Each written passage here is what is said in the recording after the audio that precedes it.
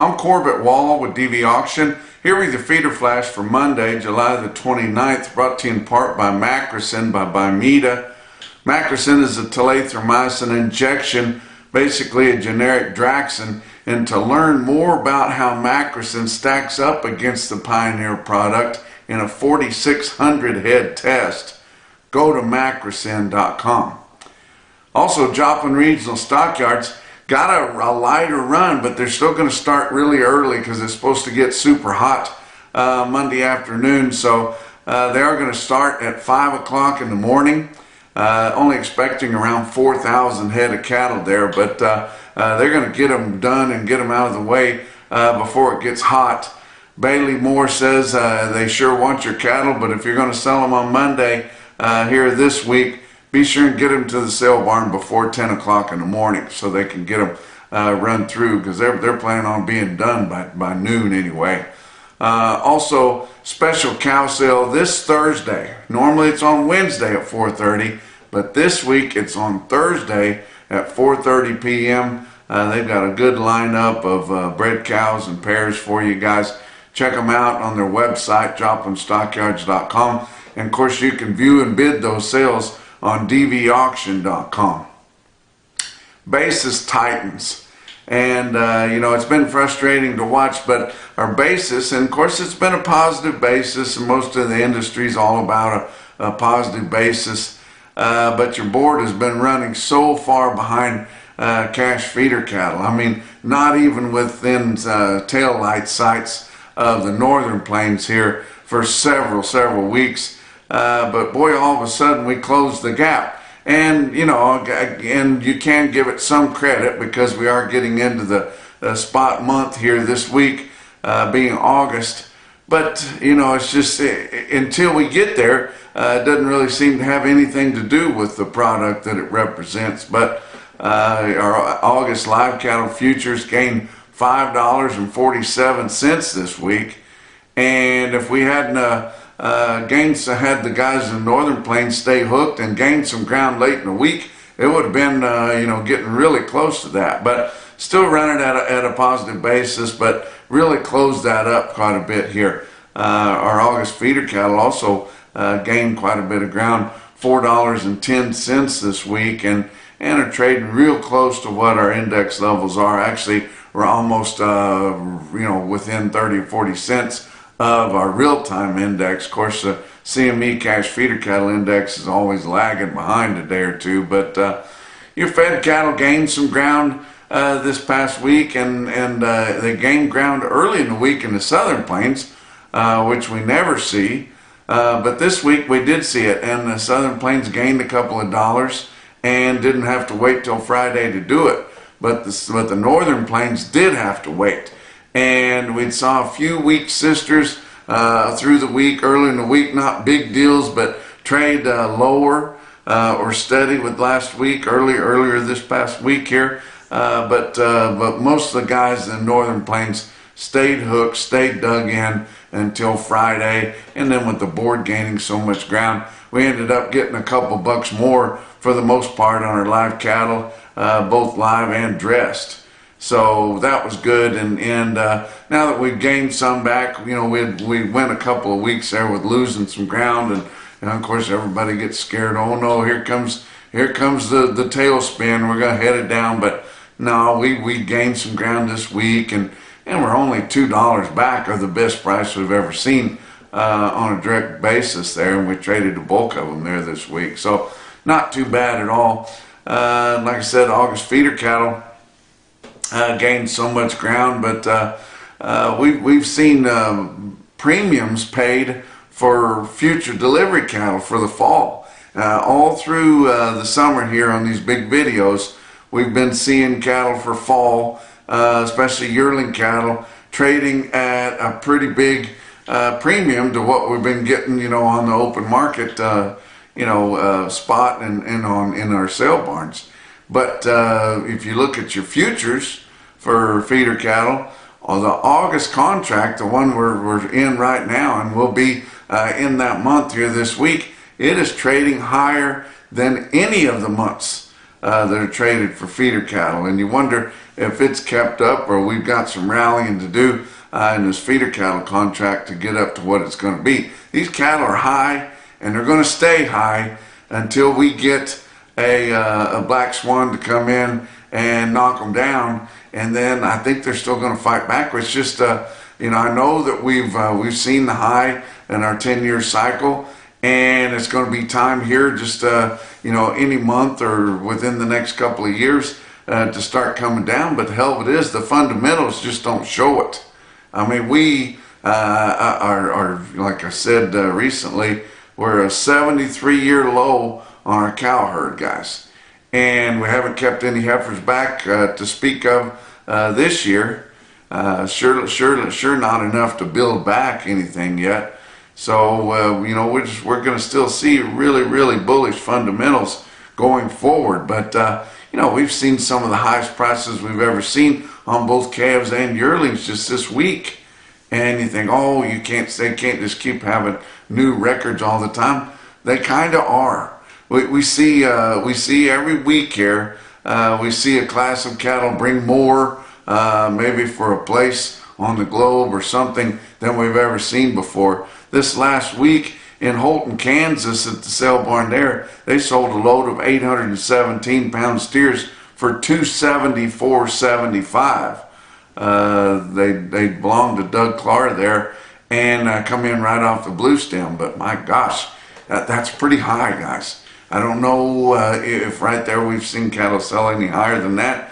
Then up in Nebraska, late last week, we saw a package of steers in Fullerton, Nebraska, weigh 405 and bring 430-250.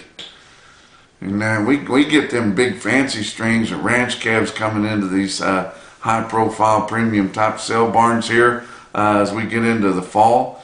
There ain't no telling what they might bring. But you know, looking at what's going on in the world, and I kind of come unglued and got pretty political to you last week, talking about the side piece that a lot of people are actually considering voting for. I guess half the people are considering voting for, close to half, and then there's just a few that haven't made up their mind, and they'll make the difference. But you know, voting for a side piece that doesn't have any experience, you know, never built anything, never really ran anything to speak of there, and just kind of worked their way to the top the old-fashioned way. But you look at what's going on in the world. Look what happened in those opening ceremonies of the Olympics over there in France. What in the hell? They just want to shock people so bad that they decide to mock the Last Supper with drag queens. I'm not sure what percentage of our world population is a drag queen. It would have to be a fraction of 1%. But they're playing too big of a part in our lives and our entertainment. It's absolutely ridiculous there. And that's blasphemy and sacrilegious. And you know, I just long for the days, the old days, when we used to have real Olympic heroes that you could count on, like Bruce Jenner. But let's talk about your board for last week. August live cattle futures. Monday was up 82 cents. Tuesday was up 2.37. Wednesday up 60. Thursday up $2. And Friday, they couldn't help it. Had a little bit of profit taking there. It was down 32 cents on Friday. But your August live cattle contract ended the week at 188.57. Like I said earlier, up 5.47 for the week. That's a big gain, guys, in your live cattle pits. How about August feeder cattle? Monday was up 80 cents. Tuesday was up 2.35. Wednesday down 1.62. And then finished up strong with Thursday up $1.50 and Friday up 1.07, with August feeder cattle ending the week at 259.70. That was up $4.10 for the week. Your September contract for feeder cattle was 259.60, up 383, and your live cattle contract for October was up 508 at 188.55. Your grains, December corn ended the week at 4.10 a bushel. That was up 5 1/4 cents. November beans ended the week at 1048.5. That was up 12.5 cents. And hard red winter wheat for September ended the week at 545.5, down 24.5 cents a bushel. Talk about your fat cattle trade. Up through Thursday, we had only sold 21,000, and most of them were in the southern plains, Kansas especially, and they traded mostly at 190, which would be $2 better for them. But the northern plains couldn't get anything going until Friday. So up through Thursday, your price range from fat steers and heifers was 187 to 198. In a light test, that was steady to $1 higher, and your weighted average was very close to steady at 193.13. Dress sales up through Thursday last week, 308 to 310. That would have been sharply lower in a light test, and your weighted average a couple bucks lower. But like I said, everything in the northern plains happened on Friday, and for the most part, your live sales were 198, which was $2 higher in the northern plains, and dress sales at 312, which was a couple bucks higher. Iowa sold 7,100 on Friday, 15,400 up through 2 o'clock there, and there'll be a few more to go on then for our Monday report, or the report that I give you next time for Tuesday. But live price on Friday in Iowa, 194 to 198, dress sales at 312. Nebraska, 11,600 up through 2 o'clock and on Friday, and 13,200 for the week. Live sales 197 to mostly all 198, and dress sales 310 to mostly all 312. Kansas sold another 1,400 on Friday, almost 11,000 for the week. Live sales 190 to 191, dress sales from 308 to 312. Texas sold 4,200 on Friday. They hadn't sold most of theirs until Friday, then 1,000 more than that earlier in the week. Live sales in Texas mostly 190, had one deal at 194. Fed Cattle Exchange had a pretty good sale Friday morning. They sold cattle in Kansas 190 to 193, bid the grid on just commodity type cattle, and then a group of real fancy high grade and all black cattle bring 197 and a quarter, bid the grid there in Kansas.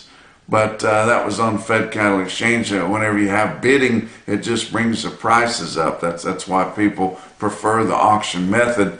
But the Fat Cattle Arena has really lacked in that, especially in the last 10 or 15 years.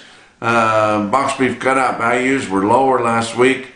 Your weighted average on all of last week's choice sales, 313.11. That was down 467 for the week. And your late Friday sales were a little bit higher than that, about 65 cents higher than that, at 313.77. Weighted average on all of last week's select cuts, 296.30. That was down 432 compared to the previous week's weighted average.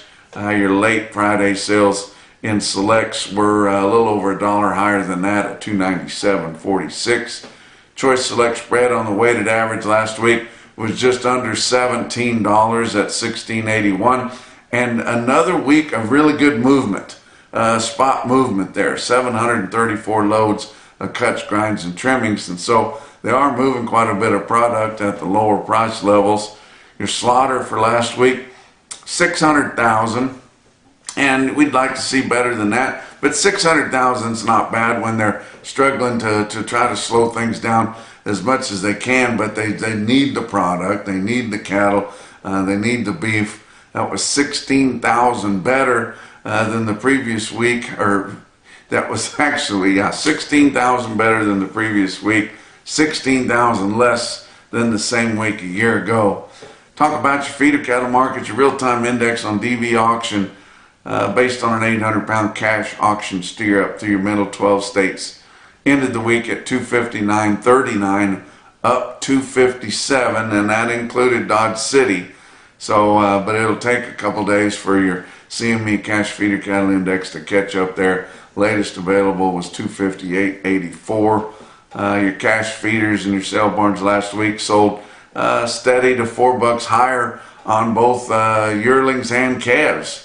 Good demand for calves right now. There's been good moisture in a lot of grazing areas, and they've got grass this late in the summer, and they're turning more cattle out. Of course, the biggest sale late last week or over the weekend was the King of the Ring auctioneer contest at Winter Livestock in Dodge City, Kansas.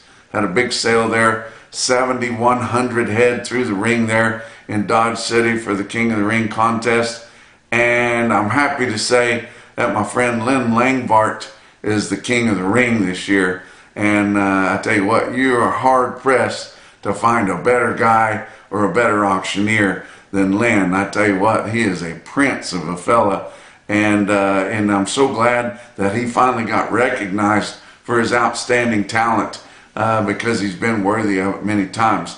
But my other buddy, Morales from VITALIX, Sisto Paez, he's continuing to shear those sheep. I told him you can shear those sheep their whole life, but you can only skin them once. So he collected the reserve prize money, which he does quite a bit at these auctioneer contests, and it's just a matter of time. But he was a reserve King of the Ring champion this year in Dodge City, and I hated to not be there for the first time in several years, but busy doing other things. And of course, your King of the Ring sale was your National BeefWire stick-out sale of the day. Look at this automated marker report through Cattle Market Central, and you see your best tested weights was big yearling steers, and then several weight classes of heifers that were well represented there. But 860 8-weight steers in Dodge City on Saturday averaged 846 at 259.82. There were 1,525 head of 9-weight yearling steers in Dodge City on Saturday. They averaged 936 at 250.01. That's pretty impressive on over 1,500 of them, guys, weighing pretty deep in the nines. How about heifers? 989 head of 6-weight heifers, average price 274.50. Almost 1,500 head of 7-weight heifers. Some of those spayed. They averaged 745 pounds with a weighted average price of 256.94. And 475 head of 8-weight heifers averaged 837 pounds with a weighted average price of 241.21. Winter Family always puts on a heck of a show there for the King of the Ring, and if you've never gone to it, make plans to go to it next year. It's a fun time there in Dodge City, Kansas. Talk about some other individual quotes late last week or over the weekend. How about Fort Scott Livestock Market in Fort Scott, Kansas? That was on Saturday. They sell 118 steers, weighed 812 at 269.25. Wow. How about Edina Livestock in Edina, Missouri? They're also a DVAuction broadcaster, just like Fort Scott, Kansas. They sell 60 steers, weighed 890 at 265.25. Wow. How about Bluegrass Stockyards? DVAuction broadcasts all the bluegrass locations there. Richmond on Fridays is a really good sale for bluegrass there. Jim Dawes does such a good job. He's been running that sale for many, many years. But on Friday in Richmond, Kentucky, right in downtown there, 63 steers weighed 902 and bring 255.90 through the ring way out there in Kentucky, guys. But the most impressive quote that I saw anywhere late last week or over the weekend in your Macrocin No BS top quote for the day come out of Fort Pierre Livestock Auction in Fort Pierre, South Dakota on Friday. It was 66 steers, weighed 836 and bring 281. And that's your feeder flash for Monday.